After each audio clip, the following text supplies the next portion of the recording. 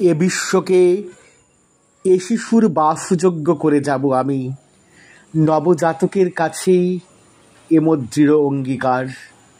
এই অঙ্গীকার করেছিলেন বাংলা সাহিত্যের ক্ষণজন্মা কবি সুকান্ত ভট্টাচার্য।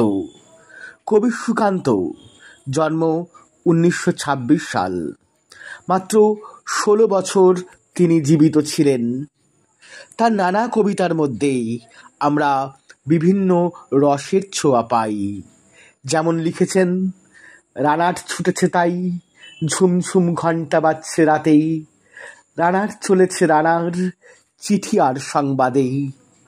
নিরন্নতা, অন্নহীনতা তাকে ব্যথিত করেছে, তাই তিনি লিখেছেন, ক্ষুধার রাজ্যেই পৃথিবী গদ্যময়, পূর্ণিমা চাঁদ যেন ঝলসানো রুটি।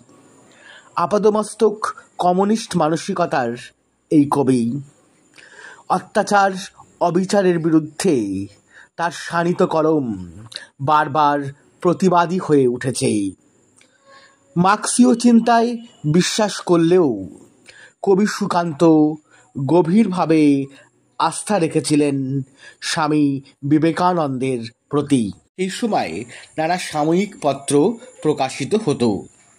তার মধ্যে উল্লেখযোগ্য সাময়িক পত্র হল শিখা। এই সাময়িক পত্রটি সম্পাদনা করতেন শ্রী বিজন কুমার গঙ্গোপাধ্যায় মহাশয়। তিনি প্রতিষ্ঠিত কবি হিসাবে সমাদৃত হননি। এই পত্রিকাতেই স্বামী বিবেকানন্দকে নিয়ে স্বামী বিবেকানন্দ শিরোনামে একটি প্রবন্ধ প্রকাশ করেন সুকান্ত। তখন তিনি নেহাতি ছেলে মানুষ। এই প্রবন্ধে সুকান্ত ভট্টাচার্য উল্লেখ করছেন, ভক্তিভাজন মহাপুরুষদের মধ্যে স্বামী বিবেকানন্দ অন্যতম।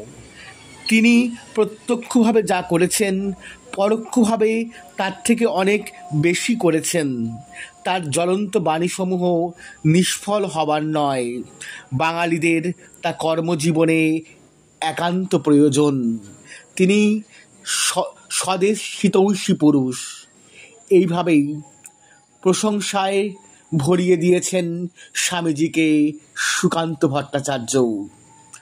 ভাবতে অবাক লাগে, একজন কমিউনিস্ট মানসিকতার মানুষ, যিনি মার্ক্সীয় দর্শনে বিশ্বাসী, তিনিও বিবেকানন্দের সেবাযোগ এবং দেশপ্রেমের যে আদর্শ, পরাধীন ভারতের নবজাগরণের যে মন্ত্র, তাকে সমর্থন জানিয়েছেন। এইখানেই হয়তো বিবেকানন্দের বিশেষত্ব। আমরা বিবেকানন্দের প্রতি যেমন শ্রদ্ধাশীল, তেমনি শ্রদ্ধাশীল কিশোর কবি সুকান্ত ভট্টাচার্যের প্রতিও। নমস্কার।